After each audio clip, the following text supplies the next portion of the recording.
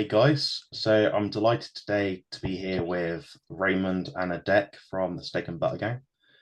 They're two individuals which really put a good message across to the carnivore community, and they have some great insights towards hunger, appetite, everything around that. The thing about my channel is that I want to align physique goals with positive health outcomes. So it doesn't matter where you come from, fat to thin or thin to healthy, whatever it is, whatever your goal is. That's something I want to get across in these sort of interviews. Anyway, so would you guys like to tell a bit about yourself? Or... Yeah, sure, Jonathan. So first of all, thank you for the invite. So this is great. Love doing these. Helps out so many people. So I want to start off with myself. So I'm 50 years old now. I started my journey at 45, so I'm a 5-year carnivore. And I've been kind of playing around a lot. I experiment a lot just to see what can come out of this and to make the diet simpler. Because I remembered when I first started the carnivore diet, I was looking everywhere to find like a simple, I don't know, formula, it's just something that works, right? And I even told myself that after I'm through with this and done with the diet, figured it out pretty well, I'm going to make this formula. And I did. So I've got this formula that's been tried out. Back then, I had I've gone through about 700 clients. So I've kind of formulated it pretty well, kind of gotten a nice average out of it. And therefore the chisel program got set up thanks to Bella, because I came into her channel. I kind of, I guess, I don't know how to say it best, but I kind of hijacked her group and started coaching there. And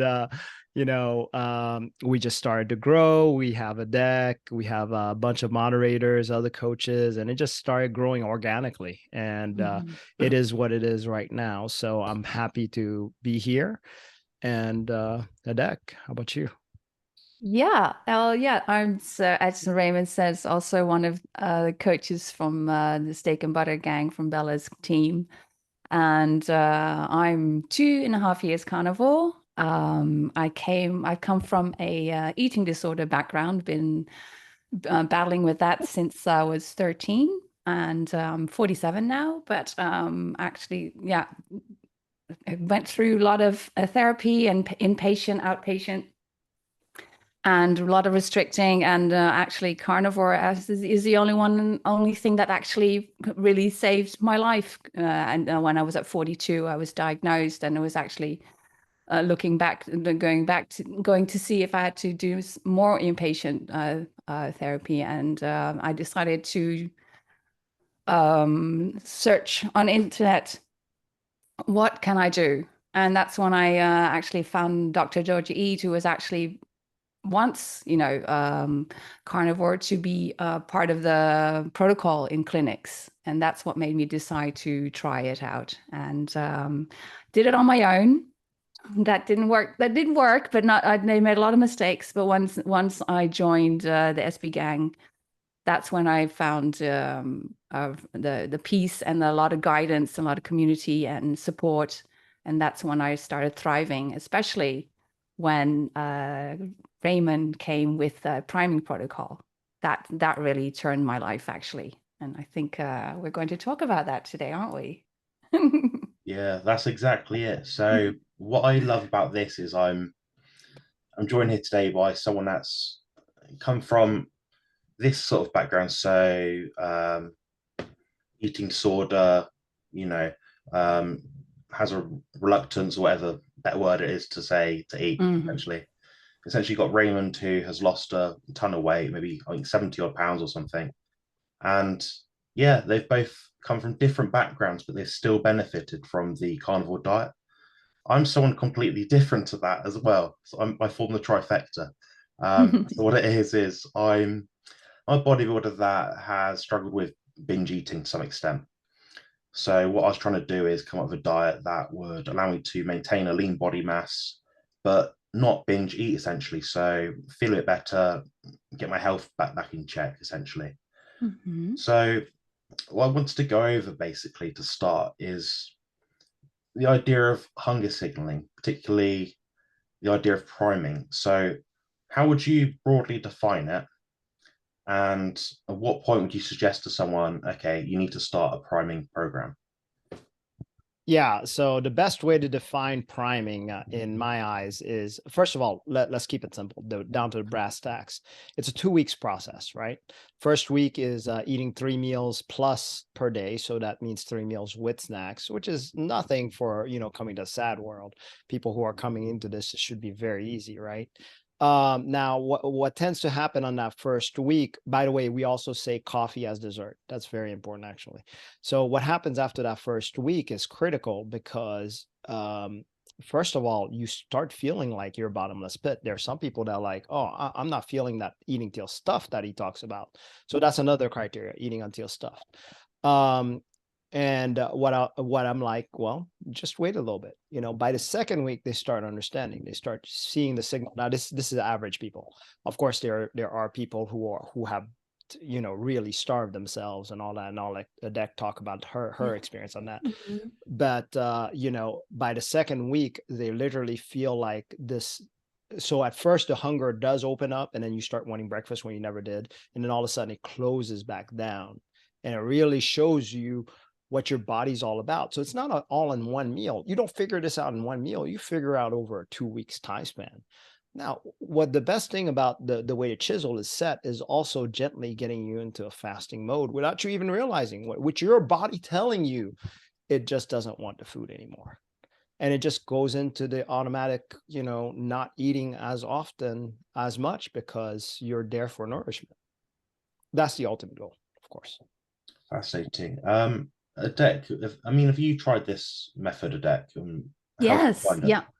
One of the main mistakes, I wish I knew about priming when I started carnivore, because what we see also with beginners, if they really do jump into the priming right away, they do get results much quicker. It almost took me a year to finally realize what I'm doing. The mistakes I've made. I'm glad I made them because I learned a lot.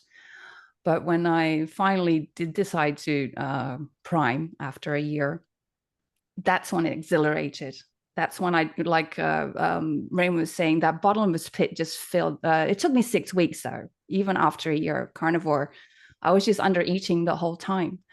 And that's what, it's the most common mistake that we see in carnivore as well, that people just under eating, even though they are on carnivore. So it took me not just the 2 weeks, but it really took me 6 weeks to find that bottomless pit to fill up, just find the bottom on it above. And what did I want to say? Let's see. And so, yeah, that just finding it's scary because my amount went up to almost 5.5 pounds to 6 pounds of meat. And that's, for someone who was afraid of eating, that's kind of scary. And I can imagine a lot of people think that's a lot for because you're a woman. I mean, you're not supposed to eat that much. And where is it all going? And actually, I didn't even gain weight during those 6 weeks because my body was just filling up. It was just, getting all those nutrients in and using it right away for healing. And I love the priming, actually. And it was scary to think, when is it ending but after 6 weeks, you just finally feel like, ooh, I just can't eat anymore. And that's when you're fully nourished and fully primed. Yeah. That's pretty cool. Well, it sounds of it, you almost have to reach a metabolic state, a hunger state where you can't tolerate anymore. You sort of push it to that limit, get to that point, you think, I'm tanked now. So for both of you, really, what would you say is the point that you would outline where you'd say to someone, right, we need to stop this now, whether that be a week in, 2 weeks in, 3 weeks in? Actually, so how do you know when you're stopped? Here's the biggest thing. First of all, we're talking about carnivore foods. Okay. So just to be clear, any carbs that you put in is going to kind of taint this whole thing. Right. So it's very satiating already. So now when you get to the point at the end, what you should be feeling is cravings are very manageable. So in an hour, it's instead of like, you know, the cravings coming in and, you know, kind of surprising you, like you're hearing it knocking on your door instead of like a church bell kind of thing. You know, that's what it ends up being after the 2 weeks. You don't have cravings for carbs, sugars. You don't even have cravings for coffee. There are people that literally have given up coffee on priming because they just don't have cravings anymore because they're just satiated. Can you imagine that? I mean, that's powerful, right? So that's the idea. You satiate your hormones so much that your hormones are less like, I've got everything I need. There's no more that I need. The other thing is that you start feeling a sense of calmness, I would say, you know, because you're not anxious anymore for the next meal or whatnot. You just kind of have that almost that carnivore zen. That's when that starts working out. So you start feeling it. Now, can you overdo it? Well, see, it all depends on your goals, right? So I honestly think because, you know, I've primed many, many times, and I'll do the full 2 weeks over and over again, every year just to see what would happen, right? So, you know, yes, I do gain weight. I'm an easy gainer, but the weight looks different on me. So the way I say it is like my weight at that same weight in the different carb body looked very different than it does right now. For example, it's hard to exemplify. Like right now, I reached back my goal of I'm trying to gain weight. I tried to gain weight this whole year, so on purpose. So I'm at 220 now, and I look like a heavyweight boxer instead of the thin look like Bruce Lee kind of look. Featherlight. Yeah, like a featherweight, right? I don't look like that, but I don't look fat like I did when I was 220 back on carbs. So what I want to prove here is I want to prove that it is different type of weight look wise on carnivore than it is on carbs, if that makes any sense. So that's probably not answering your question at all. How do you know? You know, because you get that pushback from your body saying, I just want to eat 2 meals. Yeah, you just don't want to eat anymore. I mean, even not just like being sick, but it's not on your mind the whole time anymore. Like you would have with carbs is I don't want to call it the obsession, but I think when we were all eating carbs, you're done with your meal. And then you're already thinking of what am I going to eat in 3 hours? And with carnivore and with priming, it's like, I don't want to eat in 3 hours. It's like I don't want. That's the pushback I think we're talking about, and also your relationship with food starts to change already with the priming.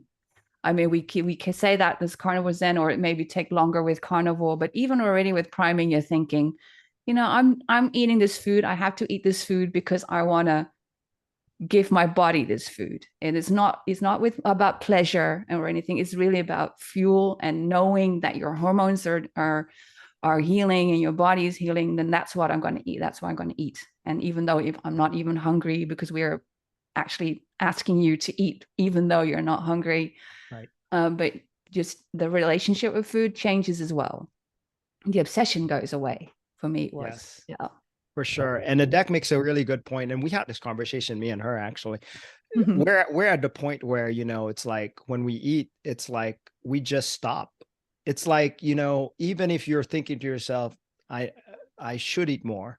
It's like you're just done and you just know it. That's it. It's just like, okay, you're just done. It's not a big deal. It's not, you don't feel like you're under eating, overeating, whatever. No. It's just not a big deal. It's just a daily, okay, time to nourish, not time to nourish.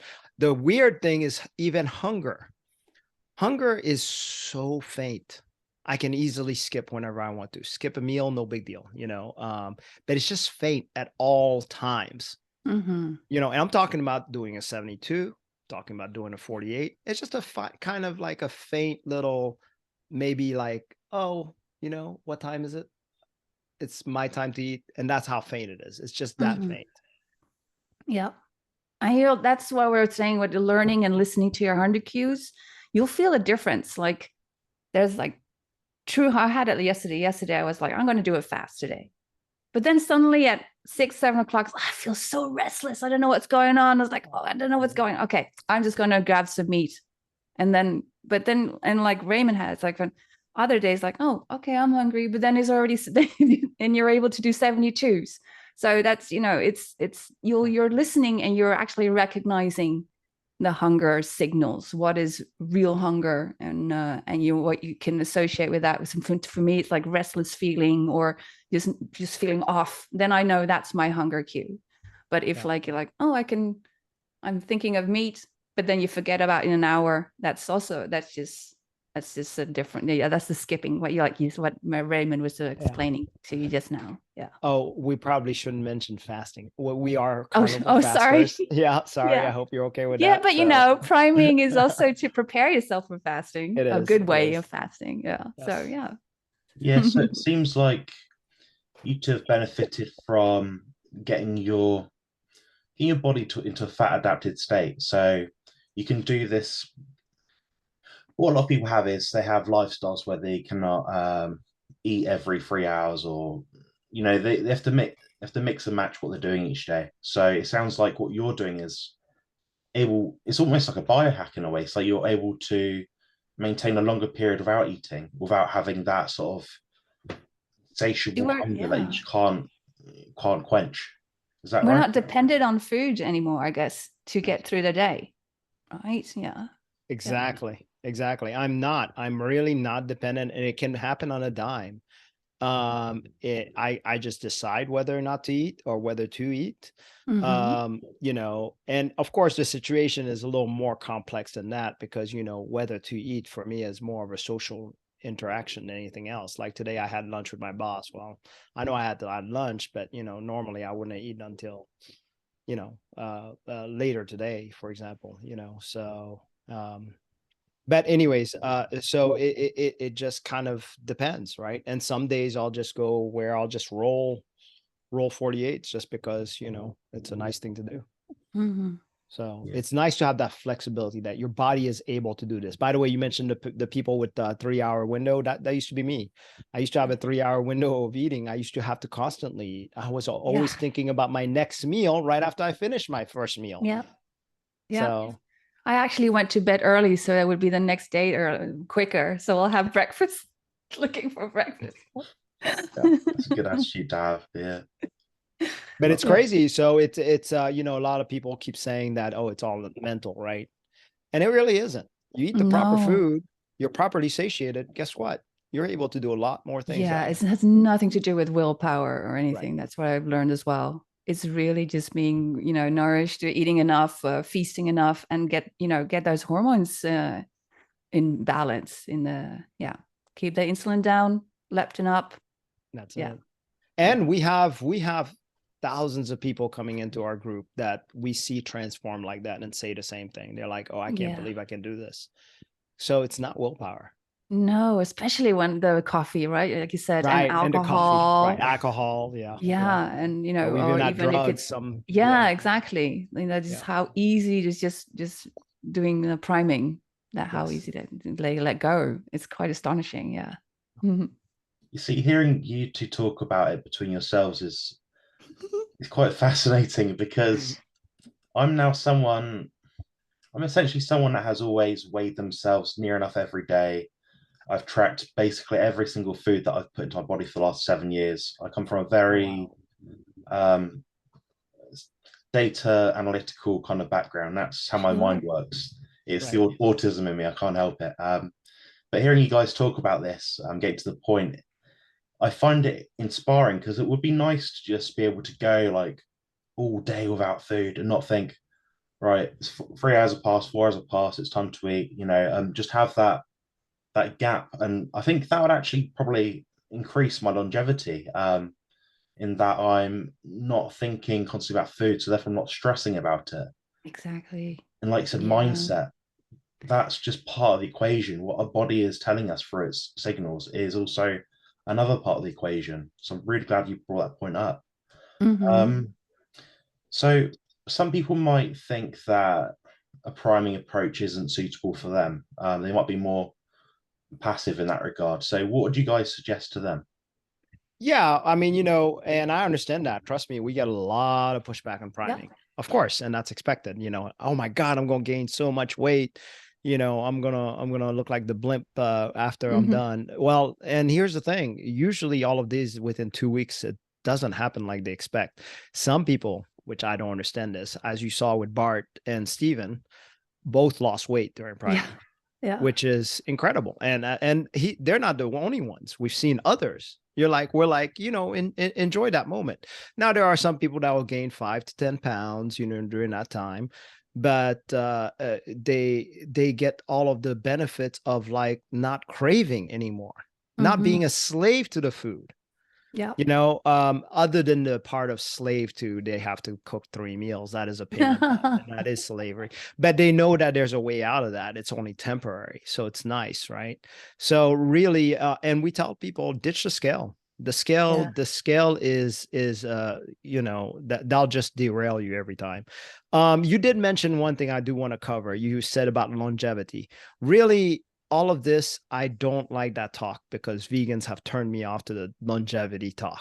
Because that's what they promise for everything. You do this hard enough, the right way, whatever, you're going to get a longer life. How do you know? You guys got a crystal ball that's going to tell me that you're going to have a longer life? True. So I'm like, I don't even want to mention it, because that's such a turnoff, so I just want to be clear on that. I don't know what it does for longevity. All I know is my quality of life has increased greatly, like a different body. Whether that equals longevity, I don't care. I just like having a quality of life. Yeah, that's what I love when Raymond said that. It's like, I don't care how long I live. It's I'm feeling good right now, and I know I'm going to feel good tomorrow too. So, and that's enough for me. Just staying carnivore, and with vegan. When I was vegan for I think 4 years, I can say total, I felt crap all day. And just because someone told me that veggies is good, I was like just hoping when it was going to be feel good for me. And after my first bite of meat, I was like, nope, this is it. This is how good should feel like. Yeah, that's for sure. This is such a whole world of a difference. And I want to go back to that weight gain, because weight gain happens, but we have to see it as something good. Weight gain, because it's your body. We've been malnourished for so long, all of us, because we come from the generation where where food was not that important, or the processed food was convenient. We didn't really look at nutrition or the food that was giving us the diseases and everything. So we were most of us were restricting or not eating the right foods, which leads to malnourishment. So this weight gain that we do with priming is your body saying, wow, finally this food coming in. I'm going to hold on to this. And this is great stuff. I'm not going to let it go until it feels safe, and it will let go. So this weight gain is actually very necessary for many people. So, like Raymond also tells the story that it's like, you can't build a house if you don't have, you need to store all the material first before you build. You can't just build a wall without the cement. It will fall down. So that's what you should see, how you should see weight gain on priming. Yeah, that's a good point, Adek, about the weight gain aspect of it. So I recently just heard about I've got basically a spine disease, and it means that the vertebrae in my spine don't sit right, essentially. So I've been offered the surgery for it, and I was wondering if priming, if and how, and basically, would it be possible to do that to sort of improve my recovery? I want what your thoughts were towards it. Raymond, did you want to, or should I? No, go ahead. Yeah. I recommend priming beforehand, before your surgery, because then you're actually preparing your body for the operation, or for the surgery, sorry, and the recovery. Your recovery will be much easier too, because of the material that, like I said, is your body has stored up. So 2 reasons for sure for priming. You prime by the time you get to the hospital, and let's say you get the surgery, hunger will more than likely go away. And then therefore you automatically are not hungry.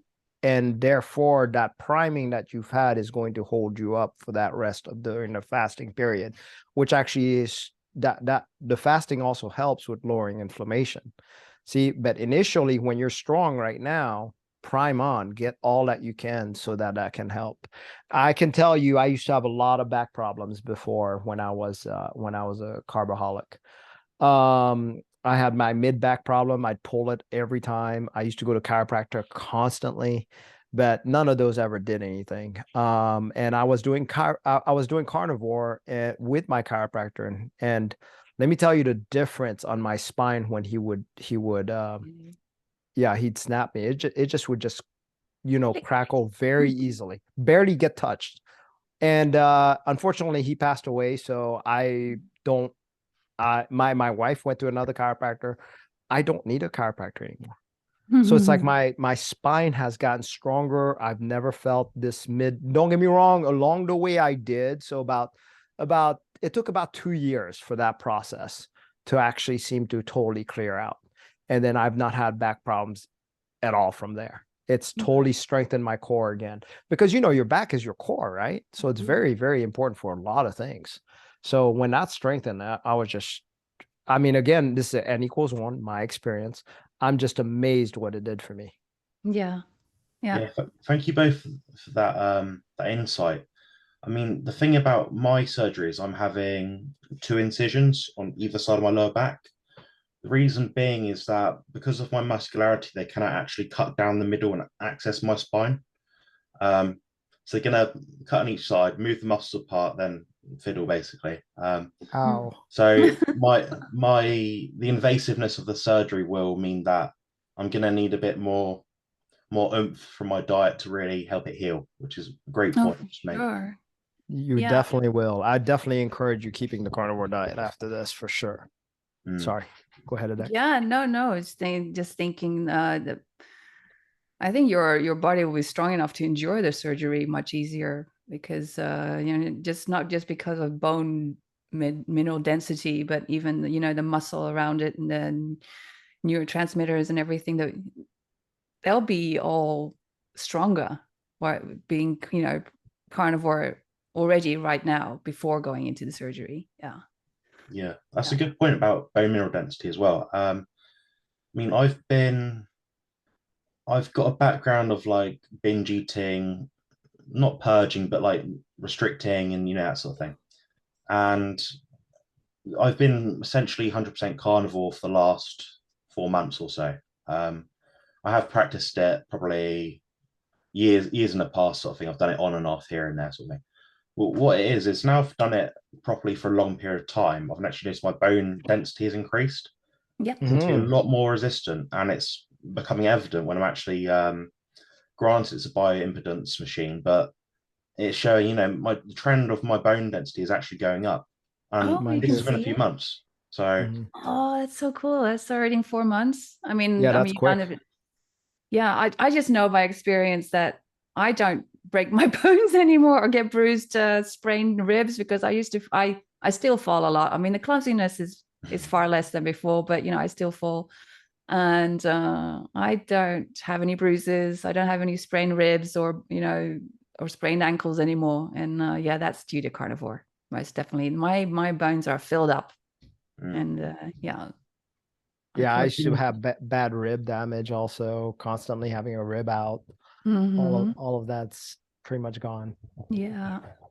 How did you get your rib out? I mean, I don't know. It just pop out of place. It's like either I would sneeze or something like that, and it'd pop out of place, and it'd be so painful. Yeah. And let me tell you, that rib, have you ever had a rib out pain? Yeah, I just had. Oh my God. If I just lean over a chair, it would like. Yeah. Boop. Yeah, I had that's what happened to me too. Yep. I'll lean over wrong, something like that. Oh my God, it's the worst. Gosh, it takes forever for it to get back.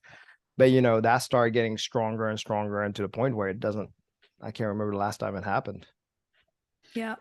You guys also said earlier, I just wanted to go back to a point.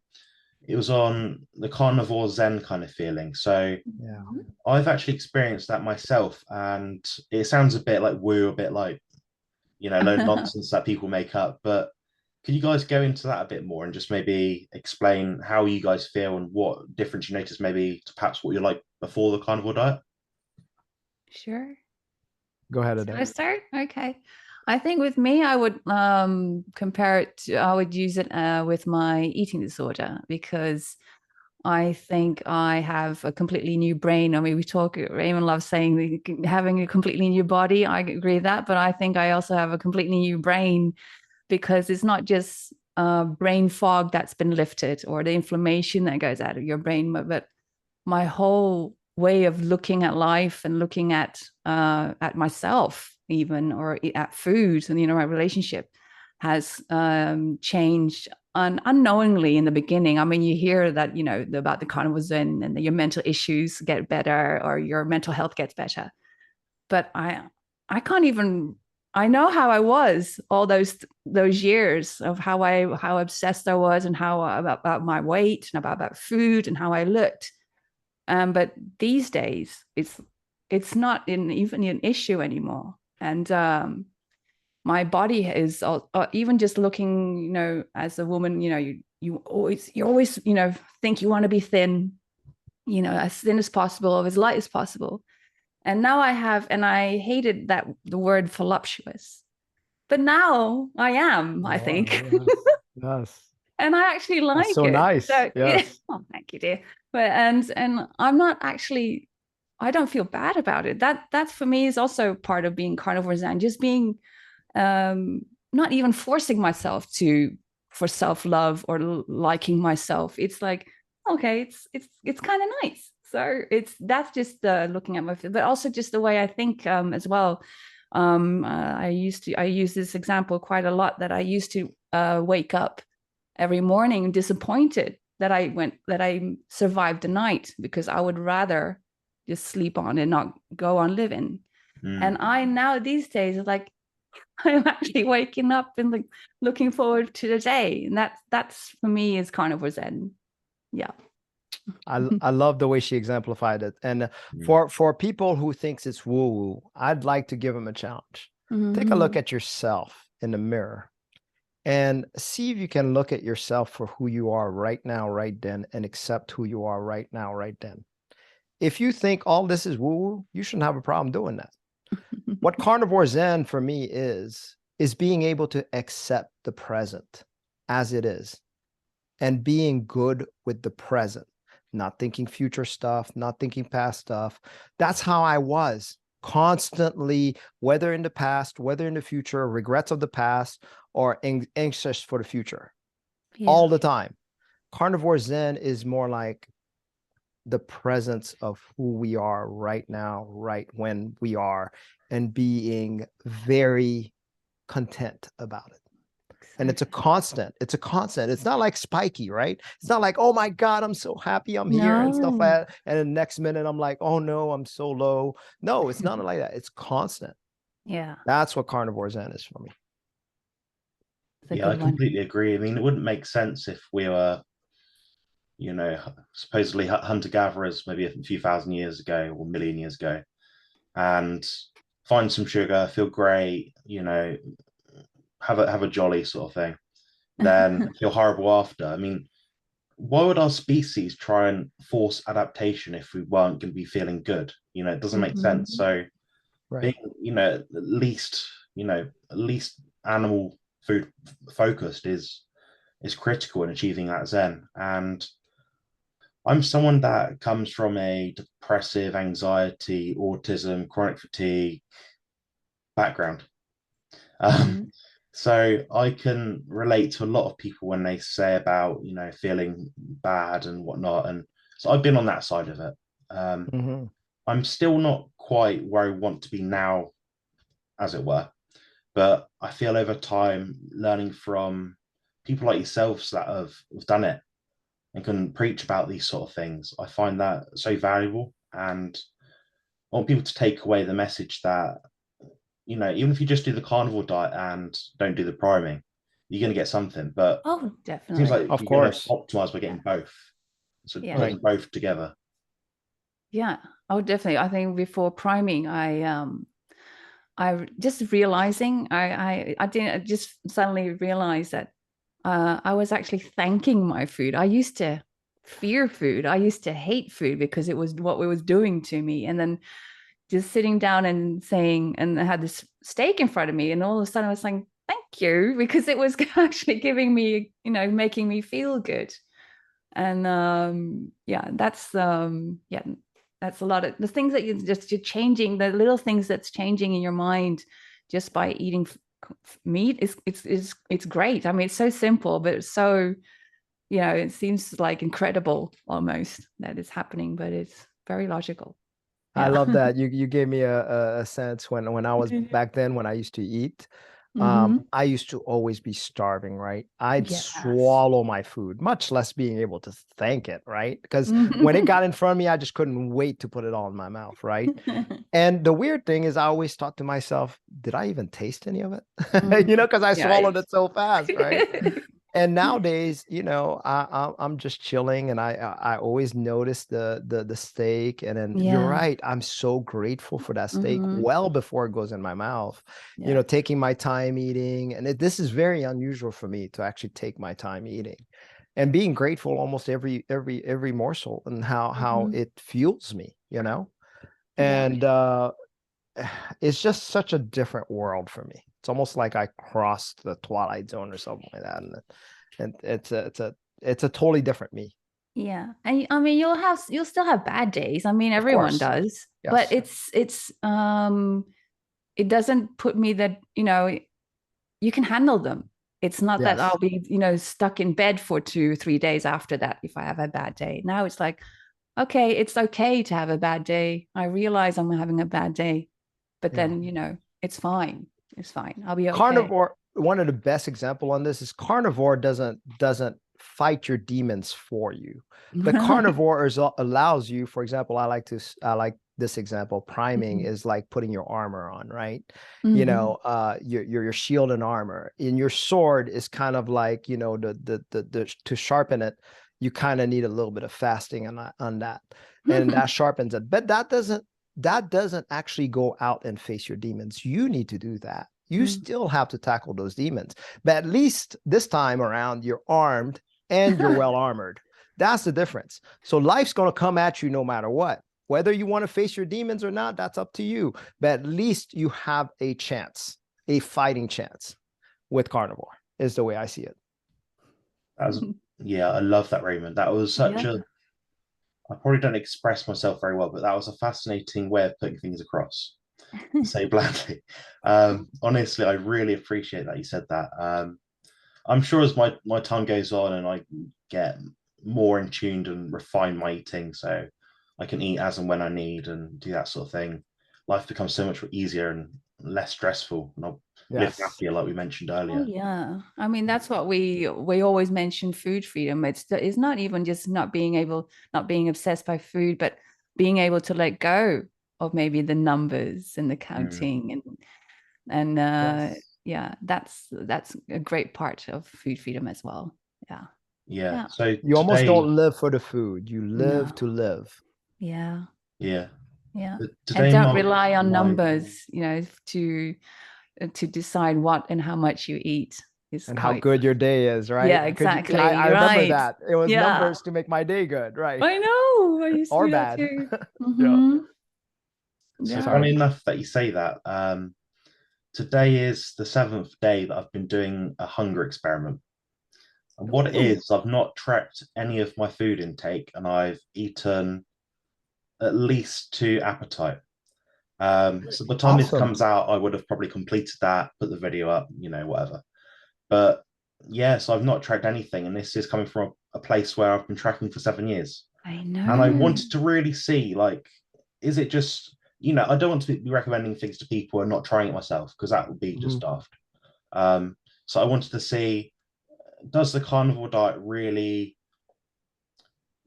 correctly signal your body and your appetite, your hunger cues? And when I step on the scales tomorrow and find out, we have the answer there. So it's a great thing that I've encountered, and I'm glad this sort of video has tied in with that, and I'll be able to share my experiences soon on that. That'd be good. It'd be awesome. Well, I look forward to it. Yeah. I think that was also helped me as well with priming, because I think I did still count calories up to priming, and when I let that go as well, that really helped me prime properly as well. And that's when the meat went up to 5.5 pounds. and I did not care because I was enjoying it so much. Yeah. So that stress already also helped me through priming too, to make it, to do it properly. Out of interest, Raymond, what are you doing for priming? So I know you can't say an exact amount, but would you say you're eating 5.5 pounds like a deck, or is it less or more, or what is it? No. So I typically, so when I'm priming, I would do 3 meals a day, and I would eat about 1 to 1.5 pounds of ribeye and a little bit of cheese on the side. That pretty much stays steady. But of course, that kind of stays steady whether I'm eating 1 meal a day or whether I'm eating every other day too. So that kind of, well, every other day maybe is a little bit more increase, but not much. It's about 1.5 pounds. That's what I mean by the increase, the half-pound part. But yeah, that's really about it. It's a little different than like a deck. A deck's obviously a powerhouse. She can put away some food. Well, it's different now, but yeah, right. You used to, yeah. She can't do it anymore. So no, I can't do it anymore. Sad. Yeah. So yeah, very sad.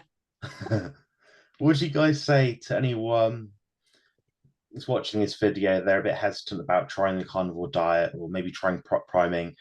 Briefly outline, what you think is the key features or benefits of it.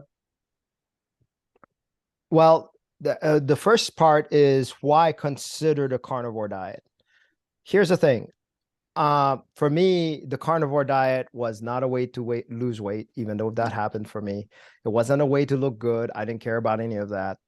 But I saw the potentials of, actually, I went into it because of pre-diabetes.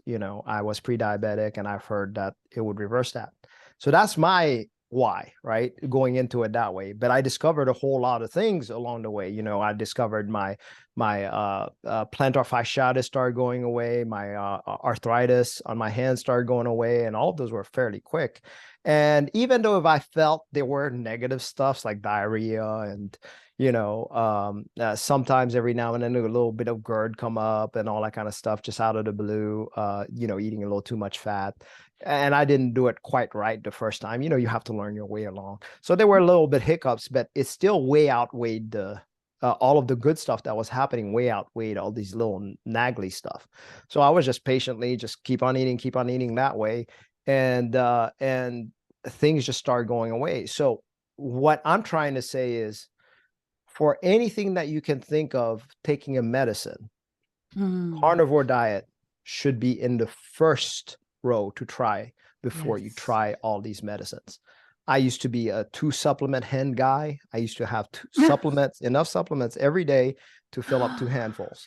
So, and let me tell you, when I started carnivore, I challenged myself because of Dr. Baker. He said, no supplements. So I did that for 3 months. I started looking at my supplements in a whole different way. What am I spending that money for? Now, don't get me wrong. I did see benefits of the supplements on a carb diet, though. Yeah. On a carnivore diet, I started re-adding them, no benefits. So it's like, hold up, is this all about diet? And that's what became my answer. It seemed like all this turned out to be diet related. All of my chronic issues were diet related. So if you have any chronic issues for people who are starting, give this a shot. You never know what's the worst that can happen. So what? You go a month without sugars and carbs. Okay, no big deal. If anything, you get to learn so much about yourself and pat yourself on the back saying, oh, wow, I did it for a month. Yeah. And even just going meat-based, for many people, you'll see the benefits already. I mean, if you don't really want to like go all in carnivore because your thoughts or, your people around you think you're crazy, but just increasing your proteins, you'll already feel the benefits. Yeah. My reason for carnivore is so that I can just indulge and eat more. Because like with not having to starve ever again, that was one of my big things. Yeah, I just it was actually it was Bella who convinced me more. It was quite a few Dr. George E, but Bella had one popped up video, and she had a table like to here. She was like with her neck was up here, and there's 2 big thick steaks, ribeyes, right in front of her. And she was like in 15 minutes in eating all that up, and with her, with talking about stuff. It's like, I want that. I want to be able to eat 2 big ribeyes and just enjoy So yeah, that's a good reason to go into carnivore. Yes, not to be hungry. That's a Yeah. really good reason. Yeah. Yeah, I mean, when you give your body what it's meant to have and the right nutrients and vitamins, minerals, whatever it is in general, emitting a lot of the anti-nutrients as well, your body really does sort itself out to an extent. Yes. I've seen that myself, and I mean, I'm starting to see it more and more with other people, like some of my clients I'm coaching. Not everyone I coach is a carnivore, so to speak, but what I do try to do is shift them closer towards that. And if they are having plant-based foods of any kind, then I try and make it that those foods are less toxic. So I'll tell them the appropriate cooking methods, take the skins off, whatever it is. Um, so, well, can you tell me a bit about the steak and butter gang? So, what is that, and is that the best way of people finding you? Adek? Yeah, that's it's Bella. Bella's created the Steak and Butter Gang for us and for the Carnivore Space, and it's a closed group from away from social media where you feel very safe and very loved and supportive. It's a lots of members, and we have challenges every month. It starts every month. Tomorrow is starting our November challenge. And us coaches, the team is there with moderators and the coaches, and we help each other out. We have Zoom meetings, and we also do one-on-one coaching, but we're also in the website helping each other out. I mean, and the members are so knowledgeable and they have so much experience. I can actually just sometimes just let go, so they know their stuff. So, and we're just there to help, and we're learning ourselves, right? I mean, we're That's learning right. every single day with, my gosh, there's so much coming in now, and it's a beautiful thing. I like it. It's a good place to Yeah, be. that's one thing I love about the carnivore community. It's not like some, I'll broadly say other diets. We are very well, we do collaborate a lot, and we do really try to promote good health. We don't often bash people or put people down for trying things a bit differently. It's very supporting, and I mean, one of the key things I see in people with successful weight loss journeys is that they have a community, a tribe, a group to work with. That really does amplify the results. So I appreciate what you guys are doing at the Steak and Butter Gang, and Bella and everyone else involved in that. It's really great to see. Yeah, it is awesome. And I love the fact that the community is what matters, actually, I believe. I didn't have a community going through my carnivore journey. It would have been nice to have one. I would have learned a lot faster, a lot quicker, and been where I was.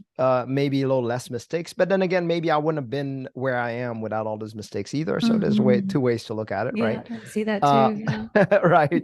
So I have to learn the hard way sometimes, but we have about 6,000 strong carnivores there, not in the challenge. The challenge is right about 1,000. So I think we're above that now. Even. Somewhere in there. Yeah. So we have quite a bit of folks, quite a bit. Can you imagine if you're already carnivore, or even thinking about carnivore, or discovered it, you know that you've researched quite a bit. Okay. Yes. So most of these guys are like, I'm just baffled by their knowledge. It's like, it's amazing. They're like encyclopedia of nutritional knowledge. And I love leaning on that because we have that. And to me, that's what's going to change this world of, free from the veganism grasp that it's got, is we have to be armed with the proper knowledge and the proper ancestral way of eating. And it's nice to have a community that's formed that talks to each other to strengthen that. Yes. Yeah. It's that's just not feeling alone, because I mean, we are growing and growing. Carnivore way of eating is becoming more popular, but it's still, frowned upon. Yeah, it's still exactly. And coming together about at least 3 times a week makes you feel stronger, makes you feel confident, makes you feel safe, and that you're doing something right for yourself. And and you're seeing and you're feeling everyone's struggles, you're seeing their victories, you're seeing everyone improving, and that they've been there where you are now. That helps so much with your with your progress and just wanting to move forward and wanting to stay carnivore, which is good stuff. Love that. You guys have got some really great ideas, great concepts. I agree about what you said earlier about living better, being more well. It's underrated. People think, they get myopic about the idea that having great longevity, living to 150 is like the be all and end all. But if you're 150 and near enough in the casket, what good is that going to do? Like people like Raymond, Deck, myself, we want to live better. So I hope people watching this, really realize that there's a lot to be gained here. So how can people find you online, assuming you want to be found? The best way for me is Steak and Butter Gang, but I do have a YouTube channel, so check me out, Raymond Nazon. Also, you can DM me on Instagram. You'll see me there. I'm on Facebook. Also, I'm over there. But best way is Steak and Butter Gang if you want to just have a one-on-one talk with me. And also, if you want a coaching, that's probably the best route to go to for that too. Okay. Yeah, and same for me. You can find me at the Steak and Butter Gang. I do also coaching one-on-one, or actually with Coach Cherish, if I can mention her. We love team coaching, which is wonderful. And I'm going to try to be more active in the Instagram as well, at Carnivore. And together with Emily and Cherish, we do Butter Dish Gals, which is a YouTube channel. And it's getting better and better. Yeah. So watch us there. Check us out there. Yeah. Perfect, guys. Thank you so much for coming on. I really hope this highlights to viewers different concepts and basically what priming is and how it might be useful to you. Anyway, thanks for watching. Thank you, Jonathan, for everything. Thank you.